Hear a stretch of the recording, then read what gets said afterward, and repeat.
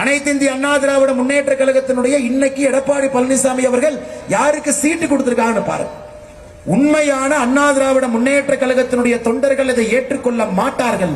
அதனால்தான் நான் தொடர்ந்து சொல்லிக் கொண்டிருக்கின்றேன், 2024 தேர்தலுக்கு பிறகு எடப்பாடி பழனிசாமி அவர்கள் தலைமையிலான அண்ணா திராவிட முன்னேற்ற கழகம் இருக்காது. அந்த தொண்டர்கள் எல்லாம் அண்ணன் டிடிவி தினகரன் அவர்கள் பின்பு அணிவகுத்து நிற்கப் போகின்றார்கள். அது ஜூன் 4ஆம் தேதிக்கு பிறகு அது நடக்கத்தான் போகுது. இதை நான் ஓப்பனாவே சொல்றேங்க. சொல்வதில் எனக்கு எந்த தயக்கமோ பயமோ கிடையாது. காரணம், தவறு செய்பவர்களை தவறு செய்கின்றார்கள் என்று சொல்ல வேண்டும். கட்சியை அடமானமாக அவர்கள் நடத்துவதற்கு யாருக்கும் உரிமை இல்லை. கான்ட்ராக்டர்களுக்காக கட்சி, பணம் சம்பாதிப்பதற்காக ஒரு கட்சி. கேட்டால் தமிழ்நாட்டினுடைய உரிமையை காப்பாற்றும். காணாம போகுமா? ஜூன் 4ஆம் தேதிக்கு பிறகு யார் காணாம போகணும் மக்கள் முடிவு செய்வாங்க. ஏதாவது வெய்ய காலத்துல உஷ்ணம் அதிகமா ஏறி போச்சாட்டு இருக்குது.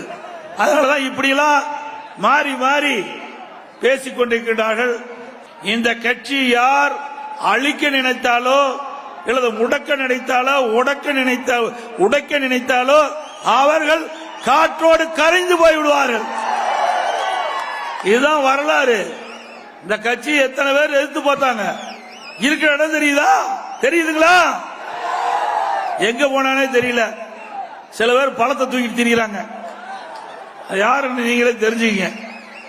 அண்ணா திமுகவை நம்பியவர்கள் கெட்டு போல சரித்திரம் கிடையாது. அண்ணா திமுக அழிக்கின்றவர்கள் அழிந்து போகிற சரித்திரத்தான் வரலாறு பார்க்கின்றோம். ஆக அண்ணா திமுக கிட்ட எல்லாம் இந்த பூச்சாண்டி காட்டுற இதெல்லாம் நிறுத்திடுங்க. செய்திகளை உடனுக்குடனும் துல்லியமாகவும் தெரிந்து கொள்ள சப்ஸ்கிரைப் பண்ணுங்க.